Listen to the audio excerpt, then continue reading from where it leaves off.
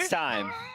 It's time for the good, the bad, and the ugly. We got the good. We got Marquez Valdez-Scantling.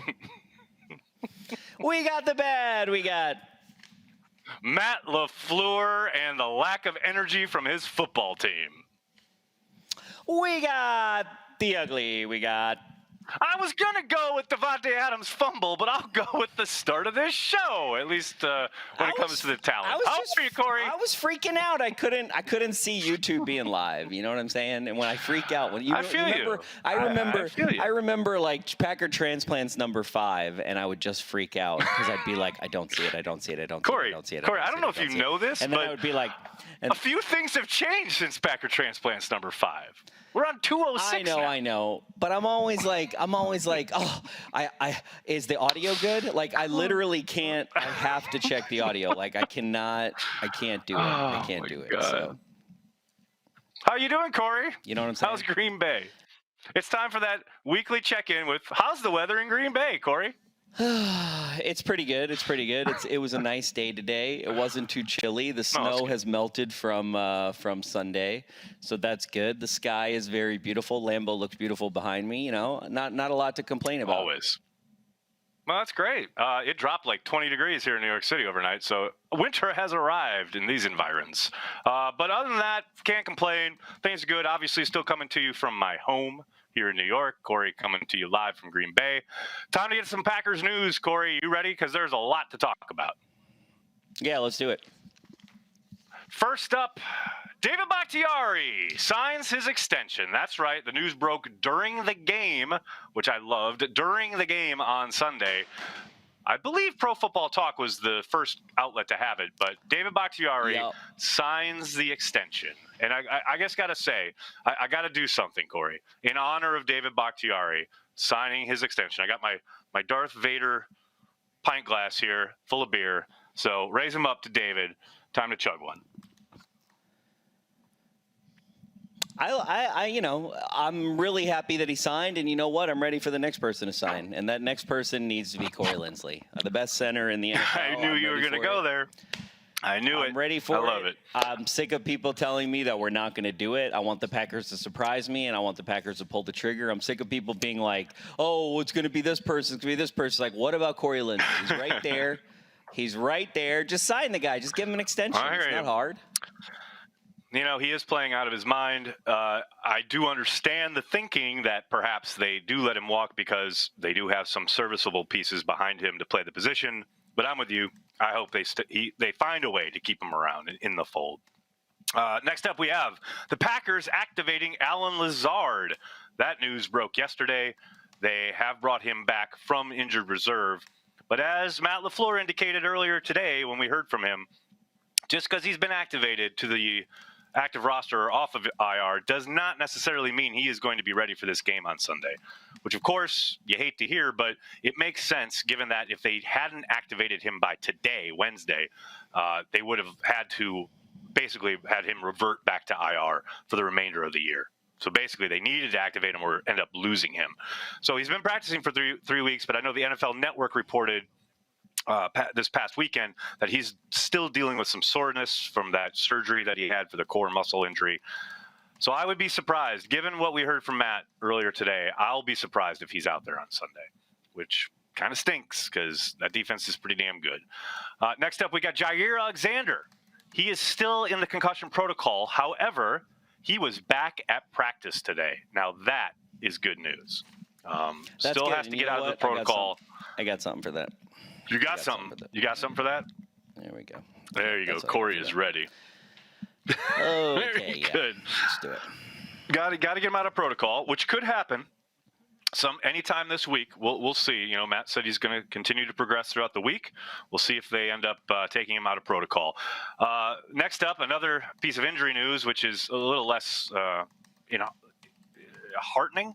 Davante Adams, while he did stretch with the team at the beginning of practice today, did not participate for the rest of it, remained inside, still dealing with that ankle injury that we saw him sustain against Jacksonville. If I were to guess, I would think they'll give him right up till game time and he'll probably play, but a lot to play out yet given that there's still a number of practices to go. I think tomorrow will be the tale to be told in regards to that is usually their full padded practice. We'll see if he participates. The 6th-round pick, Simon Stepaniak, I can never say it right, but he practiced for the first time today. Did you remember we had a 6th-round pick along the offensive line, Corey? I know you do because you're a big fan of the draft and the draft industrial complex and keep track of each and every draft pick. And this kid had not. He's coming back from a very serious leg injury, but he practiced for the first time today. So we'll see what happens there. So hopefully he continues along the road of recovery and is able to join the team. And finally, the last bit of news is a bit of an NFL thing, which obviously does include the Packers. The NFL sent out a memo today that every NFL team, all NFL teams, are going to be operating under what they call the intensive protocols when it comes to COVID-19 for the remainder of the season. That means limited groups in meetings. Most things will be done via Zoom, and guys have to wear masks. Even at practice, throughout practice, guys will be required. Undoubtedly, we've talked a lot about it here on Packers Daily. The numbers around the country, especially in Wisconsin, Corey, you are no stranger to this, having been there throughout football season. This virus isn't going away anytime soon. The NFL has basically had every single team deal with a positive test during the season except for the Seattle Seahawks. They are literally the only team that hasn't. So the NFL trying to get out ahead of this for what little good it will do. Positive tests are still going to occur. But for the rest of the season, every team will be operating under the intensive protocols. So we'll see how that winds up playing out across the NFL landscape. Still no sure thing when it comes to even getting every game in on time. I still think some rescheduling will probably end up having to be done. Hopefully it doesn't touch the Packers, though. That's it, Corey. Those are the vegetables to be eaten. Those are the news nuggets to be digested for the Green Bay Packers this week. I mean, you want to talk about the offense, or you want to rant about something? Got anything to get off your chest? I got nothing to rant about. Oh, wow. It's a rare day in Green Bay, Wisconsin. Let's talk about the offense then, shall we? Let's talk about 2nd and 10, because 2nd and 10 kind of mushroomed up earlier today as a subject because of, I believe, some research and some writing that Zach Cruz did. Zach, former writer at CheeseheadTV, now heads up Packers Wire and does a great job over there for that USA Today output. And I thought he crystallized some numbers in regards to 2nd and 10. Nagler. What? Stop talking. Your mic is on the fritz. You sound like an alien. Well, gonna have to refresh. You ready? Yeah, I'm ready.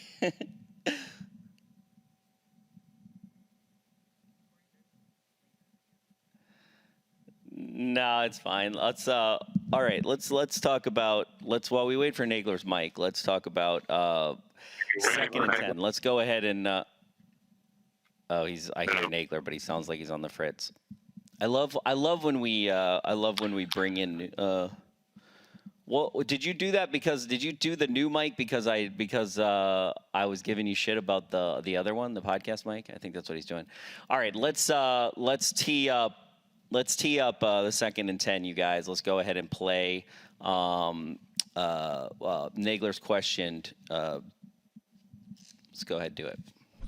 Coach, I got a play calling / tendency question for you, which I know you're a big fan of. Looking at 2nd and 10 so far this year, you guys are running the ball pretty much about 45% of the time, and averaging about 3 yards per carry.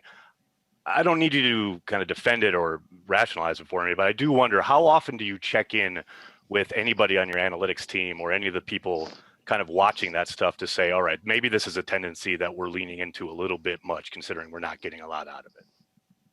Yeah, no, I think that's something that we're always very mindful of, and we're trying to, obviously give ourselves the best opportunity to convert on 3rd down. But a lot of the times that happens, we'll have some of our canned plays where, depending upon the look, we'll either throw it or we'll run it. And typically, I would say a lot of times when you're playing defenses on 2nd and 10, they're going to play a little bit more conservative where it could potentially be that run look. What we have to do is we got to do a better job of getting more than 3 yards a carry or whatever it may be. I mean, if you're going to run it on 2nd and 10, the idea is you'd like to get at least at a bare minimum 5 yards. So you're in 3rd and 5, or, 3rd and 5 or less. You got a much better chance of converting on 3rd down. But, unfortunately, we haven't done a good enough job in that regard, and have got to get better or find a different strategy to attack those 2nd and long situations. Because the last thing we want to do is be in 3rd and long. I mean, that's tough sledding.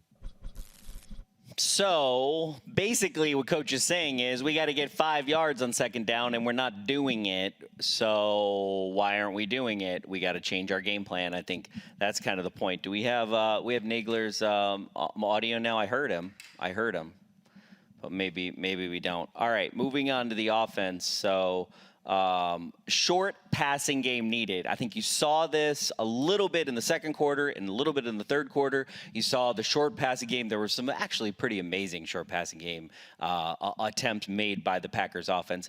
I am not, as you know, down on the Packers offense as one said Mr. Aaron Nagler. I believe we were going to talk about that later in the show, where he basically, I hear him in my ear. I think he might be there. Hey. Testing 1 2. Yeah, I hear you. Testing 1 2. Behnke, let me tell you something. So you remember when we were doing the watch party there on Sunday? And, we were testing shit. And I used my podcast mic. And you said, Nagler had to bring his shitty mic. And I was like, that burrowed into my brain for days. I'm like, I spent $100 on this mic. And Behnke's calling it a shitty mic, so I better use the headset mic that he sent me. And the headset mic you sent me is the one that just shit the bed. So let me just tell you, sir. Let me just say this out loud. I didn't tell you to change mics. I didn't tell you to change mics. That's all in your head. I'm just saying. Anyway, we just watched the 2nd and 10 while we were waiting for you. We just watched the second. Right. I mean, this show's already a shit show, so we might as well keep going. So keep it on brand. While we were watching the 2nd and 10 question you had with LaFleur, and he basically said, look, we got to get 5 yards on 2nd down. If we don't get 5 yards on 2nd down, bad things are going to happen. What did you think about his response? Well, I loved his response in the sense that, obviously there's always context involved when it comes to what the defense is playing, what you think you can utilize as far as not only the personnel you have on the field, the calls, the checks the quarterbacks is able to make. I don't discount what he is saying there. And I do think there is a context part of it that probably is missing when you look at just the pure numbers. I think that's true in all of football. Corey, you've talked about it a lot. Talking about situational football, this is situational football. I do think it is still an issue. I loved Aaron Rodgers' response today, which I think we have up next here, because it was funny because I don't know how it came up, but the person before me on Rodgers' Zoom call brought up maybe Rodgers brought up 2nd and 10. Because I do believe Tom heard my question to coach and was ready with the 2nd and 10 numbers because Aaron referenced them instantly.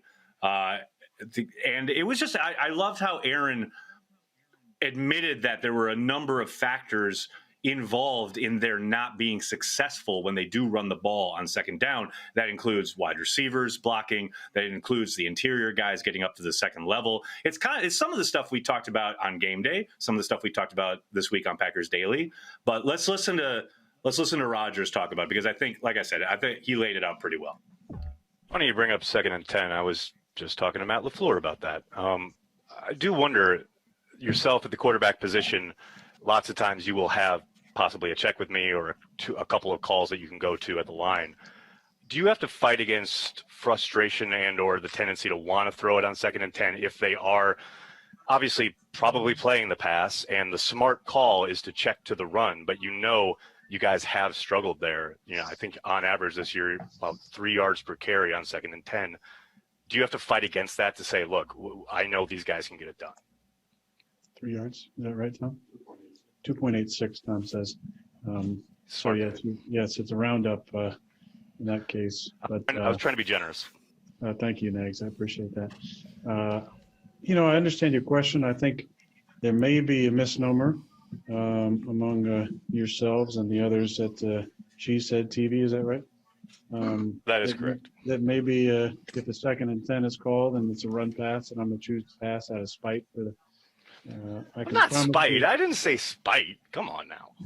Okay. You know what? I think a lot of times in those situations, we do have advantageous looks to run the ball. I think it comes down to the defense understanding that. Now, if they give you some sort of softer shell on the back end, a lot of times there's line movement up front, or they're doing something with their gap control. And we just, I think, got to do a better job communicating, and then just it all being tied together. The best runs are when not just blocked well, but it's set up by the back, and also the receivers getting their blocks. I think as you saw last week, us watching the tape, there were a lot of opportunities where maybe we just didn't quite get one block, or we maybe didn't be patient enough on our aiming point with the back, or we didn't block great on the second level with the receivers. And it takes kind of all those things tied together to get positive plays. So we did, very good critical review of the film this week. I think there was obviously an understanding there's a lot of areas to improve. That's a coach's dream, I think, when you win and you can really coach the guys up. As players, we just need to be a little more accountable with the little things and the details if we want to be a great team. See, and all that makes sense. That makes a world of sense, right? Like, tons of sense. I still hate it. I still hate the 2nd and 10 run, but I understand why it gets called. I understand there are so many levels to it. I think if you talk to a lot of the analytics people, both outside the league and inside the league, I understand why people kind of cringe when they call for a run on 2nd and 10. I am one of those, but I also understand everything Rodgers is talking about there, everything LaFleur was talking about. And hey, it does make sense. If you are in a too high shell, you should be able to run the football. And that comes down to execution. And that's where the Packers have been lacking. So I admit it. I understand. I still hate it. It's just an irrational hatred. Yeah, Behnke. You should know all about I also those. think it's a little bit weird to limit yourself by being like, I'm not going to run on 2nd and 10. Yeah, I'm not saying never do it. I'm just saying when you continually do it. I know. Like 45% of the time so far this year, and you're getting 3 yards of carry. At some point, don't you go, maybe it's time to mix it up a little bit? I don't know. That's just me. That's just how I'm born. How I'm rolling with it. I don't know. But hey, one way you can go about it is the short passing game, which let me tell you something. I was giving some analysis on the short passing game while we were waiting for your mic to get ready. I can't wait to go back and listen to it. I was talking about they were blown away. They were like, "What is that, Behnke?" No, somebody tweeted. They were like, "Wow, now we know why we listen to Aaron and not Corey." And I was like, "Oh, thanks, appreciate you." Not true, I'm only live not here. True at all. I'm only treading water here, waiting for Nagler to get his mic ready. Okay, so I thought we definitely had more of a short passing game attack. It felt like anyway in that game, and there were some pretty good plays to be had. Especially I remember one to Devontae. It felt like in the third quarter that was pretty nice. But you definitely saw Rodgers more. I felt in rhythm this game than we've seen the offense. I mean, the offense looked pretty sick. I don't know. Well, rewatching some of it, the offense looked pretty good. It's funny. There were some opportunities for the short game. A lot of it, to me, seems like it's either a slant, right, or it's a one of the kind of shallow crossers. I think they need to expand a lot of that, especially this week, because I do think Indianapolis is going to do a really good job of limiting the downfield stuff, the stuff where they like to get guys 15, 20 yards downfield, or even some deep crossers and things like that. I think that's going to get maybe not taken away totally, but that is trying to play into the strengths of the Indianapolis defense. I think now I'm not saying you got to throw fucking 10 wide receiver screens or anything like that, but I do think some smash routes, some of those shorter hitch routes, things underneath that, you're probably going to take some hits, and you better get you guys ready for it. You saw that hit to Devontae last week when he had that drop. You better be ready for that because there's going to be a lot of that on tap against the Colts. But I do think that's a good way to try and go about not replacing the running game, but at least kind of augmenting it and or going to something else in those looks where you've got 2 high safeties and you maybe can't run the ball, you haven't had so much success there. That's something you can at least point to where, okay, we can try and work this into the mix, so to speak, to try and keep moving the ball, matriculating it down the field. That doesn't call for 5-7-step drops and, trying to work things into the teeth and the heart and what's the good part of this Colts defense. That's just me. That's just what I think. I mean, we always want a short passing game. I always think it's funny. I know you and I are like obsessed with it. It's so funny. Like we've been talking about the short passing game for a decade and a half. I've loved a short passing game since I was a teenager. And you were like, "Hey, if I just throw to that guy 3 yards out, he'll get the ball. We'll get 3 yards. We'll keep moving on with our lives. And maybe more if you give him we'll some get a first down. Absolutely. Yeah. So it's like I don't get it. To me, I understand. The going with the run and the San Francisco offense that we have right now, right, and where we are, but it feels like when you go, it feels like to me overall that as you go more towards the run, we definitely have gotten away from the short passing game for sure. We have started to throw screens a lot. What's amazing is we've gotten back into the screen game, which is really exciting to see from the Green Bay Packers, because I feel like that's a Holmgren staple. We should carry that mantle. Yeah, no doubt. Yeah, we should. But yeah, it is fascinating to be like how much we love dinking and dunking and how little we actually do of it in the last We do it. years. Well, what's so funny is that you mentioned the San Francisco, right? The Kyle Shanahan obviously is the kind of modern kind of version and or creator of this style of offense, this scheme that LaFleur is running. You saw obviously McVay has done a big job in with the Rams as far as implementing it. And it is funny to note that one of the reasons the Patriots had such success against the Rams in the Super Bowl a couple years ago is because they had no short passing game. They had no ability to get to a short passing game. Belichick took away a lot of the deep stuff they wanted to do, and they could not counter it with a short passing game. I do think short rhythm passing is a really good kind of counter to what a lot of teams are going to try and do to take away everything we saw that was working early on in the year, right? A lot of these deep crossers, a lot of the stuff where we heard Aaron Rodgers talk about guys are college open, right? In the NFL, if you're open by 1 or 2, steps, you are wide open. And early in the year, they were getting guys like college open, where you're open like 5-6 steps. Well, I think teams are going to adjust throughout the year, and you've already seen them started to do it.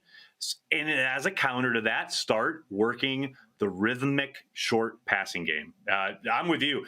You and I used to talk about it all the time because we met, obviously, when Holmgren was coach and Favre would distribute the ball to, 7, 8, 9, even 10 guys a game.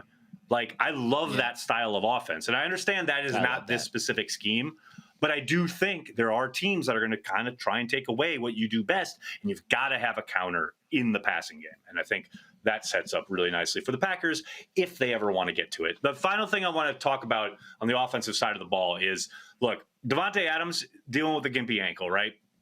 Like I said earlier, I do think there's a good chance he plays this week. However, there's also a chance that he isn't up. You couple in the fact that there's probably still a week away from Lazard rejoining the team. All of a sudden, MVS is your number one. And you're counting on Malik Taylor's of the world to step up and deliver. I think but this Lazard is activated, probably isn't he? He's activated, but that doesn't. He is activated, but that doesn't necessarily mean he'll play. He's still dealing with some soreness from the core muscle injury. They had to activate him, or else lose him for the entire rest of the year. That's the reason he's up. But I'm just saying this is a good week, I think, for Tonyan and Sternberger to get maybe not be the focus of the passing game and game plan, but they certainly need to be involved because, we've seen Tonyan rise and fall as far as think back to the Atlanta game where he has 3 touchdowns. He's really involved in the passing game. That obviously was a game that Adams missed, right? And they found a way to work him into the offensive game plan. I think he and Sternberger, this is a really good opportunity. This is a really good week to lean on them in the passing game. I think, they haven't been very involved lately because they haven't needed to be. The Packers have made it very clear if Adams is healthy, he is going to be the focus, unless teams want to completely try to eliminate, take him away, roll coverage, double him, what have you. This is a good week for these tight ends to get involved. I don't doubt for a second that they would much rather look that way, lean towards those guys, rather than try and make Malik Taylor or Equanimeous St. Brown into something. That's just my guesswork. I would agree with that. You ready to talk about some defense? Yeah, how about Rashawn Gary? What is going on? Man. 3rd and 16. Amazing play to get 3rd and 16, and then another amazing play on 3rd and 16. Basically, to get 4th and 26 plays. Get 4th and 26. Everybody's freaking out, and he puts a little ghost to bed there for a hot second. The defense lays to rest a little. No. Get back in your grave there. 4th and 26. Get back in your grave right now. What's funny is I said this on I think on Twitter during the game. It's so funny how 4th and 26 is just like imprinted in our brains as Packers fans, and we thought we had slayed the ghost with Tom Crabtree's infamous, or famous, I should say, fake field goal on 4th and 26 against the Bears, where he ran in for a touchdown. As awesome as that play was, though, it will never vanquish the ghost of 4th and 26 in Philly. So anytime the Packers are on defense and I see a 4th and 26, I'm gonna freak out a little bit. I got to be honest. Like, I'll be 87 years old. I'll be like, unable to even form sentences and. Yeah, that'll never go away. I don't see that stopping unless all of a sudden we flip the script and the Packers become, instead of one of the best offenses in the league, we flip and we go all in on being the best defense in the league. And then we basically are the best defense and still at the bottom of the NFL. And everybody's like, hey, we have the best defense in the league, but we can't score it. We're the Chicago Bears, basically. I was just going to say, so you mean when the Packers become the Bears? That sounds great. Let's hope. Pretty much, to that which I watched on Monday night, unfortunately. I know you watched did. what happens when you have tweeting. no offense. When you have no offense, life is not good.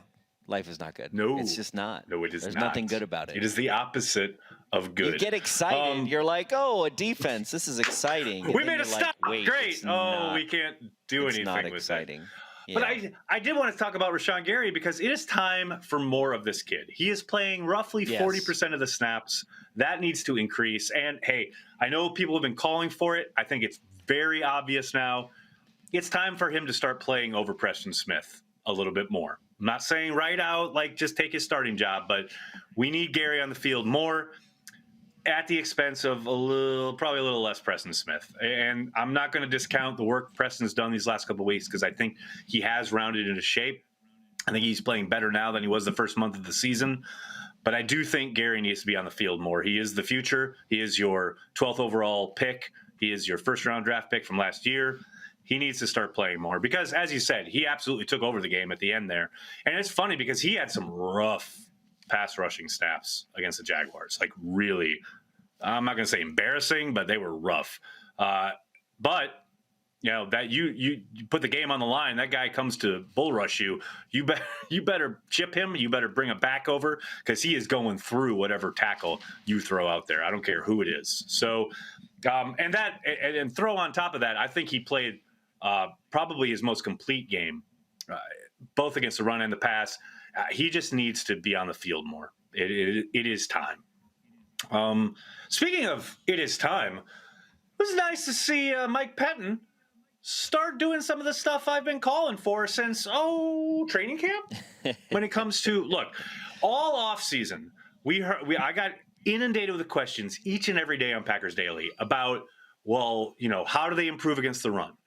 And we all saw how little Brian Gutekunst did this offseason. And I'm not casting stones. I understand why that was, because they wanted to re-sign Kenny Clark, because they wanted to sign David Bakhtiari. These are good things, right? But because of those constraints, they didn't make major moves, major shakeups to improve the personnel on that side of the ball. So what needed to change? Well, two things needed to happen. The young guys that they already had on their team needed to play better and or develop. We've seen a little bit of that with Gary. Maybe a little bit more of that with Savage this past week. I'm still kind of on the fence there with Darnell, but he played better against the Jaguars. Has not had a great year overall so far, but there's a lot of ball game left. Still a little under half a season to go. So we needed that to happen, right? The other thing that needed to happen was Mike Pettine needed to change his approach. And for a good part of the year so far, we haven't seen a whole lot of that. However, against the Jaguars, we saw a little more. He didn't change his stripes because, he's not going to. What did we see? A little bit. I I was going to say, Ben Fennell did a nice job of this, and I always encourage everyone in our audience to check out Ben's stuff at The Athletic each and every week. He does a great tape breakdown. He put it out there on Twitter, and then I think he did include it in his tape breakdown piece for The Athletic. And as I do all the time, I ripped his video to show our friends at home here. Here's the early down run blitzes that I've been calling for since August. This is what needed to change. It's not a you got to blitz every first down thing, but it is, you do need to change it up and or try to dictate stuff a little bit more because of the personnel you have, because of the fact that you can't control things up front with your four. Kenny Clark plays out of his mind. That's great. But Lowry, Lancaster, Kiki and company, they're not taking over games with their physicality. So you need to augment it. And he finally started to do that a little bit against the Jaguars. So if we could roll this, here are two examples of, here's an early down run blitz where, as Ben indicates here, shoot that gap. You're not expecting it. Packers rarely are this kind of, I guess, active on early downs. So the center is late to react. Here's another one where we shoot a guy off the edge, we're blitzing, and boom. There we go. There's Savage down by the box. These are the things, and these are the same two plays again. I just want to keep rolling it to show people. These are the things that we have not seen a ton of from Pettine. And look, I'm not sitting here on a bar stool yelling at the TV, you got to blitz more. It's not that simple. I understand that. Yeah. However, there is a bit of a, opportunity here to change up things that are clearly not working, that clearly have not worked for a while, and to try to dictate to the offense a little bit more and keep them on their toes. I'm not saying you got to do it every down. I'm not saying you have to do it every first down, but at least sprinkle it in a little bit more to try to keep the offense guessing, and especially this week, keep a veteran quarterback thinking, I'm not sure if this guy's coming or going. That's all I've been saying. Happy to see more of it. Hope we see more of it going forward. Lambeau's got some me. purple. Lambeau's got some beautiful purple no. over it right now. Oh, no. It's very pretty tonight. Lambeau Field is very beautiful tonight. I mean, it's beautiful. Take Corey wide so we can see Look this. at that. Look at that. Look at that. Look at that purple. Take Corey Look at wide. that purple above me, and it's got like the little. It's so pretty. You can tell on the other side and the flip side. Woo! Beautiful night here in Green Bay, Wisconsin. Always. Nagler. Always. I feel like we saw. Yeah. I feel like we saw a little bit of run blitzing early on in the season. I do feel like I do feel like there was a little bit more. Like if you go after. If you go early where we were stopping the run before we played who was that? Oh yeah, the Vikings. Yeah, let's forget about that. Okay, moving on. Here comes Kenny Clark. Kenny played his best game of the year, no doubt. I pointed out one of my favorite plays. I pointed out Dusty Evely had this tape where Kenny Clark sniffs the screen. Literally, it's as if he takes the whole play with his bare hands and is like, nope, nope, nope. It's so good because it does take a mature athlete not to crush the quarterback, right? It takes someone who really understands when you're given the game. a free run, right? Yep, absolutely. Like, it takes maturity to go, hey, there's a reason I'm being freed here. And he immediately sniffs it. Like, it's not even like there's no hesitation. He's like, nope, that's a screen. Okay, there's the guy. I'm just going to smother this guy. And then nothing's going to happen. The moment he, crosses the line of scrimmage and the center lets him go, he's like, nope. And then he peels back and takes the running back. And you see the quarterback go, shit. Throw it in. It's like, there's nothing else he can do. He's got to throw it in rhythm or else you're going to get an illegal man downfield. I mean, and that play was awesome. Kenny was awesome throughout this entire game, whether it was like shedding blocks. Anytime you block him one-on-one, you better get ready to get thrown like a rag doll. But there were so many times where maybe the guys didn't get a sack, maybe the guys didn't even hit the quarterback, but there were a number of times where the pocket is collapsing and there is no place for the quarterback to step up. That's what you want. That is like the kind of the end all be all, what you 1,000% want when it comes to the pocket being, a shrinking void that the quarterback says, I got to get rid of the football. And an inability to step up in the pocket is the number one thing to make a quarterback uncomfortable, especially veterans like Phillip Rivers. So hopefully we see more of that on Sunday. But man, Kenny was out of his mind good on Sunday. And look, I know he's been injured. He was injured early in the year.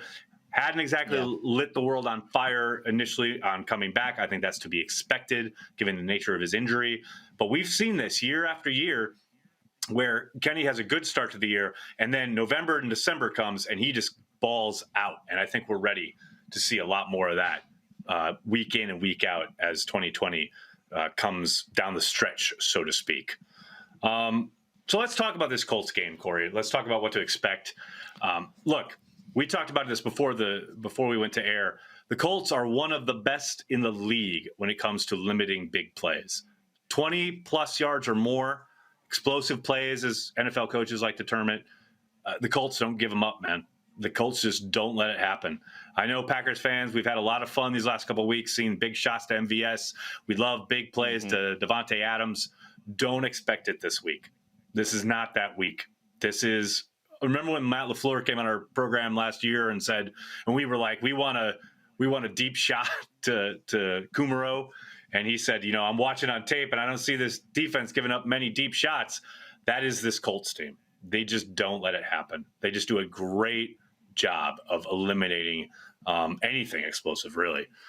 Next up, I hate to say it because God knows I don't want it to happen, but Phillip Rivers is going to toy with Mike Pettin. Unless Mike Pettin completely changes his MO, surprises everyone, and completely alters his approach to how he calls the defense.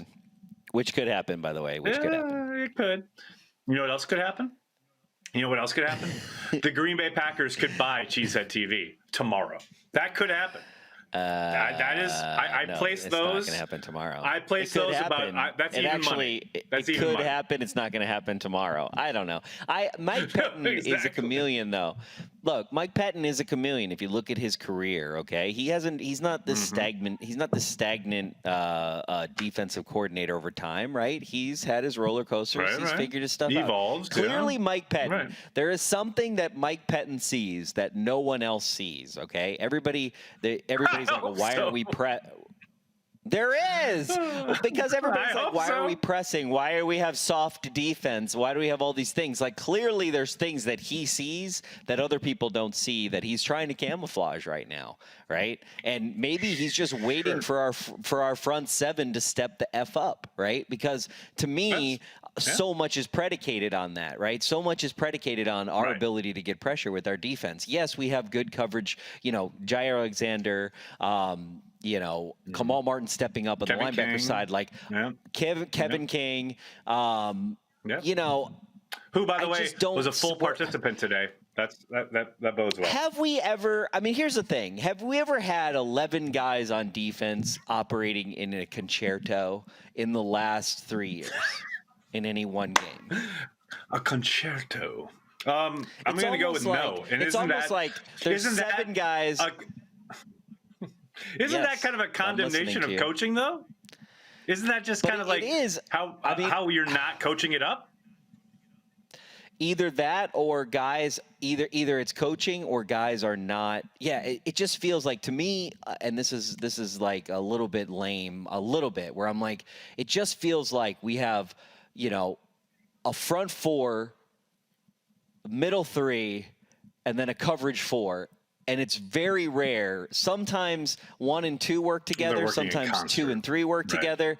But whether they're all working in concert at one time, and now you did see coverage sacks in that Jaguars game that were pretty Yeah, amazing. true. But it's pretty clear True. when you have a coverage sack, and it's pretty clear when you have pressure. And it's just rare Yeah. that you see this Packers defense gel. It's very, very, very rare. And I think that, to me, gets to the root of the frustration that fans have with this defense. Like, they want to point at, oh, Pettin doesn't press on the line. Oh, he's passive. He's this. But at the end of the day, you watch the Bears, and their defense is very jelly, right? It's just, it gels. It just does things. It's like Yeah, they can I feel dictate you. things to people, right?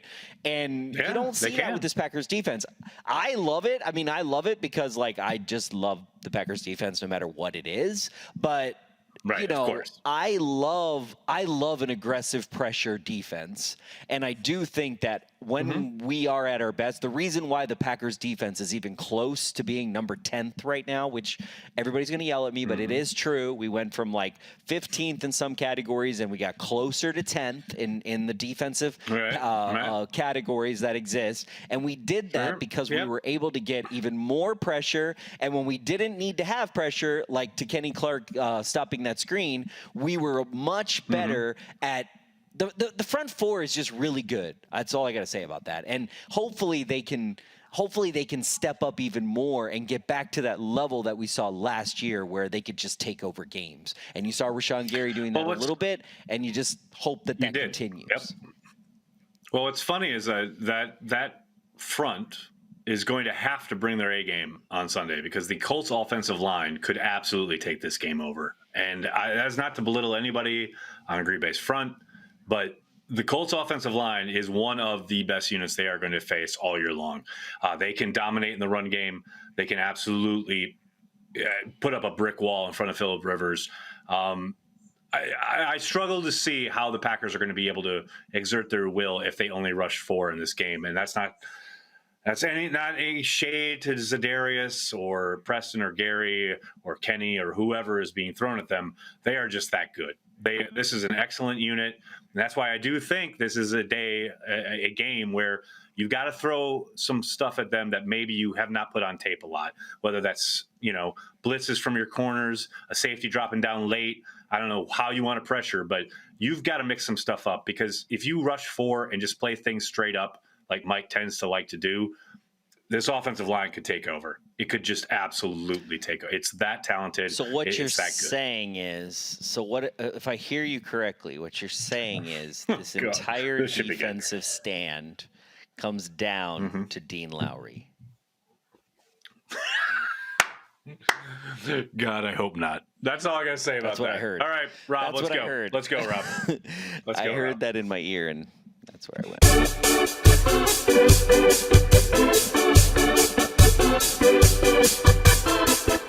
This week in the Packer blogosphere.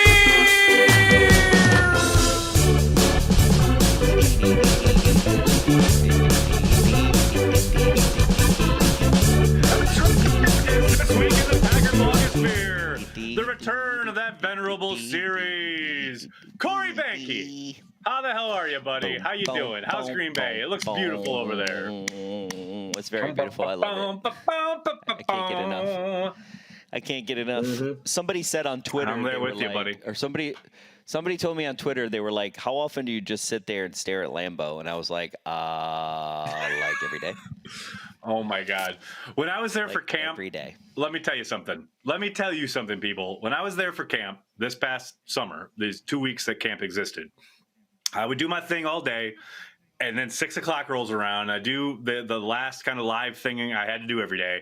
I would literally just sit on Corey's the top that deck, just watch the sun go down, watch Lambeau Field for about an hour every night, and then it would end, and then I'd drive back to Appleton. That was every night. It's like Corey says, it's a lake house, and the lake is Lambeau It's very Field. peaceful. It's pretty. It's very even it's with all these pretty cars, lovely. it's very peaceful.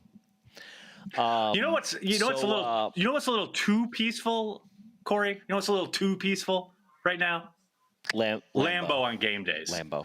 Corey, what are we going to do about this? What are we going to do about this? feel like- before anybody I feel like- Before, yeah, all right. What? Oh yeah. What do you feel like? I feel like No, game but what day do you feel operations like? drop Tell the me. ball. I just feel like game day operations either somebody I agree. somebody like took game day operations and said go sit in your corner, right? They're like there's no fans, so we don't need you, Yep. right? We don't need to do And anything. Yep. they Couldn't agree really more. made a mistake, and here's what's kind of sad is when you saw training camp, right? They did all this testing, right? They tested the noise volume, and they tested, oh, what if we play this during this, and then somebody just dropped the ball. I mean, let's just call a spade what a spade is. Like, you don't play roll out the barrel, you don't play dun dun dun dun dun dun dun, go back, go. Like, you don't even have that. You don't have, like, you know, what about if we had, you know, some ushers, you know, or some gate men who don't let the opposing team do Lambeau leaps? Just something, like, you know, it's push your them house. out. Like, take Push them care of out. it. Do something. How is I it don't know. that It's- opposing I don't get teams are having more fun in Lambeau Field than the Green Bay Packers? That blows my mind. That absolutely blows my mind. For anyone who doubts what we're talking about here, let's roll this clip from Coach's press conference right after the game. Coach, I'm glad you mentioned emotion because that's something that's hard to gauge as an outside observer. But to hear the head coach of the Green Bay Packers talk about it at Lambeau Field, are you guys missing a crowd? What is it that's causing you guys to come out flat at home? Yeah, that's a great question. That's something that, you know, obviously I got to look inward and see if I'm doing the right things. I think our staff has to look at themselves. I think we all, every player, everybody involved with this team has got to look deep inside of them and understand and appreciate the opportunity to go out there and compete. It's special when you get a chance to go play a football game in the National Football League, and we've got to do a better job of bringing more juice, of, you know, just bringing a tougher mindset to game day, especially when we're at home. I don't know what it is about the last couple games here at Lambeau, but certainly it hasn't been our best, and we've got to be better. You don't know what it is, Coach, but I know what it is. That place is antiseptic. It is like, you know, a waiting room. There's nothing. There's no vibe. There's nothing going on. So Corey and I had the idea. It's time for us to give back to the Green Bay Packers. It's time for the fans to help the Packers. Look, last year when Matt got hired, a big thing that he talked about all offseason leading up to the regular season was the energy and the juice that the fans could provide. Now, obviously, we're not there for it. But to try and help people do that, try to help the fans along, they produced videos, right, for the fans in Lambeau. There was Zadarius Smith. I think Blake Martinez was in one. Preston was in one, telling them, let's get up, let's go, let's bring the noise. Now, obviously, none of that is happening this year. So what we thought is we are going to call on you guys. We'll produce some ourselves as well. But Packers fans, let's make some videos to submit to the Green Bay Packers to tell them, play these. Now, we've got some time. You know, they play on the road this week, and then they're back at home the following week against the Bears. And what better opponent to unveil new videos for the Packers to pump them up? And it doesn't have to be just send it to us. Cheesehead TV, contact at Cheesehead TV. Send us your videos. We want to see people talking about get up for the defense, quiet, tell people to be quiet and concentrated on offense, or special teams. Hey, don't overrun this kick the weapon is about to have. Whatever you want to say, just send us your videos. We'll try and soup it up a little bit. We may have one or two that we'll produce ourselves, but you know, we want to send the Packers some stuff that they can play on the Jumbotron for the team. Because look, the team went out of their way to produce stuff for us. Let's do the same for them. I mean, it is surprising that, you know, the only attempt so far this season that's been made to insert fans back into the experience here in Green Bay was made by the Packers Fence, which Cheesehead TV sponsors, where we basically raised $6,000 showing pictures, artists made murals of people's likeness on the fence just to to pump up the crowd. It is kind of like you got to feel like it's a missed opportunity. We had a virtual audience for the convention. You see on television only when they go to commercial do you see the fans that are like really rowdy. Like the NFL definitely 100 million %. As much as you want to laugh at the NBA and what they did for in the bubble, I thought it was pretty ingenious, a lot of what they did, and at least it kept the connection, right? However tenuous, because it kept a bit of a vibe, a bit of a vibe between the fans and the team. There's something 100%. going on, and you do feel like there was a very big missed opportunity, not only by the Packers but the NFL, to include the fans more. And you got to think that at some point, there's going to be not a backlash, but it just feels overall like, hey, we got this season, we did this thing, right? And they literally did this thing called the NFL season 2020 on the backs of all of us viewing, but without really none of the normal acknowledgement that goes on in a week, right? In a normal week, when there's a game at Lambeau, there is a guest fan. There is fans that come in for the flyover. There's hundreds of opportunities for the Packers to recognize people for being a fan of the Green Bay Packers. Fans. Now, here's the other thing. It's missing. By the way, it comes back to that old thing, this is the one team in all of America who can tout being fan-owned, yet has done precious little, if anything, to reach out to their fans at a time when fans aren't allowed in the building.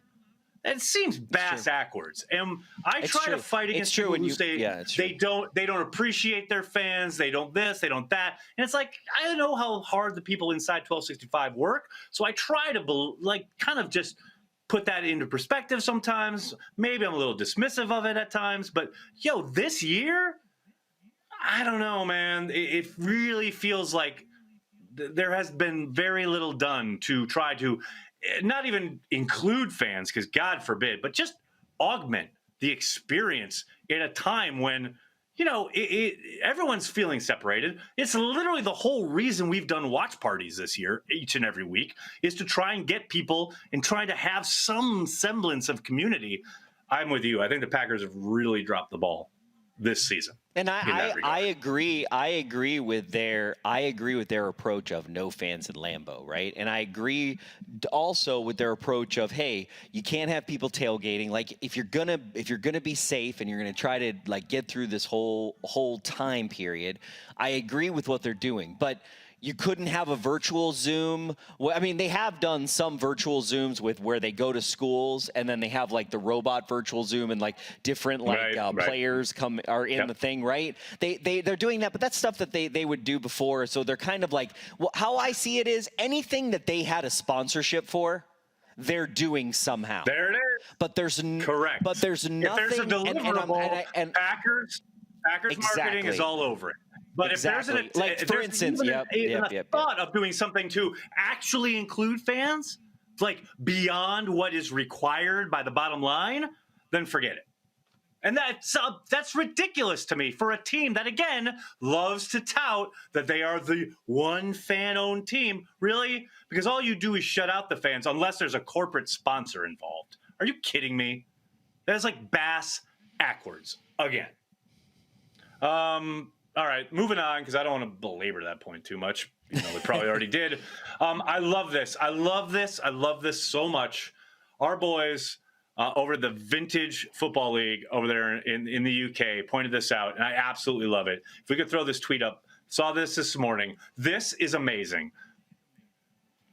There is an operation underway to vote Yannick Ngakoue to the Pro Bowl so that the Jaguars get a higher conditional draft pick from the Vikings in the 2021 draft. A Jags fan on Reddit has recruited Bears, Packers, Lions, and Saints fans to help screw over Minnesota. And this is true. If you vote for Ngakoue for the Pro Bowl, even though he is a member of the Ravens right now, it helps screw over the Vikings. So Packers fans, I'm telling you right now, go to the Pro Bowl voting and vote for Ngakoue for the Pro Bowl. How genius is this? I love the pettiness of this rivalry. That is absolutely genius. I love it. I love it so much. Make it happen, people. go there Yeah, I'm here for and it. vote I'm here for it. Ngakoue for the Pro Bowl. I am all for it. Hey, I want to give a shout out to our Patreon members. Each and every one of you guys really support what we do. It is absolutely outstanding. And now, as I posted yesterday on the page, annual memberships are now available. This is something Patreon has not done before, but now it is available. You can pay per month, but you can also choose to pay by year. So you obviously support everything we do at Cheesehead TV, but you also, there are transaction fees associated with each and every payment every month. We don't have to worry about that when you pay a year in advance. So a ton of you have already signed up for it. I'm kind of overwhelmed by it. I'm kind of shocked, and I really appreciate how fast you guys have jumped on this. But for anybody who's maybe listening on a podcast later or hoping to get on board at some point in the future, Patreon supports everything. Corey, myself, everyone associated with Cheesehead TV, everything we do. The Patreon crew, you guys are strong. The next Patreon happy hour is tomorrow night at 6 p.m. Eastern, 5 p.m. Lambeau. We It's always a really good time. Really intimate, we fun. definitely have the strongest Patreon community for Green Bay Packers. It's fans, amazing. bar none. It's crazy. amazing. It's so good. It's so great. I love it. And All right, so we hit up some of these super chats. Wait. Not, whoa, yes, whoa, we whoa, should, whoa, but whoa. All right. not to belabor Nagler. I know you can just keep Right. talking and it doesn't matter. could. But to that point, like, Yeah. the Packers could do a Patreon. Okay, even if it was just They couldn't they? Like they could do something where they could do a Zoom. Why does the press is the only one that get to ask Aaron Rodgers questions? Why couldn't you have select people ask them questions or ask the coach questions just to get people involved? Like these are just a couple ideas, but those are just some things I was thinking about. Like why haven't they done Some that? Like why COVID haven't time they done extras for the fans? COVID virtual conference with Coach and Aaron together, just chilling? And you can even moderate the questions. A fan fest on Zoom. A fan fest on There you Zoom. go. Why not do that? Everything they do, okay, and Mark Murphy has done a very good job of talking to the fans and bringing up things that they don't want to hear in his Murphy Takes 5, so I do commend him on that. Right. But if you look from their pep rally agreed. to everything they do, especially this season, I am the Green Bay Packers talking to you, but I don't want to fucking hear anything you have to tell me. 1,000%. Anything you say, blah, blah, blah, I could not agree more. Especially, again, only fan-owned teamed. Really? Let's give a shout-out to everyone who gave us a super chat today, including Underage Packers, which you don't really need to do that. Underage Although I Packers, love the what are you doing? The 99 99 cent super sticker is greatly appreciated. Love it. What else we got here? Gonna go back. I'm going through them.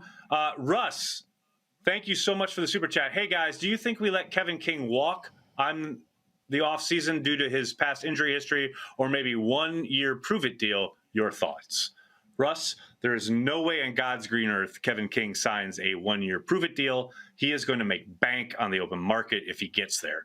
And I do think he does because, yes, I do think they allow him to. I don't think there's any reason Kevin King would want to sign a below market deal, which is what he would need to do to stick around in Green Bay.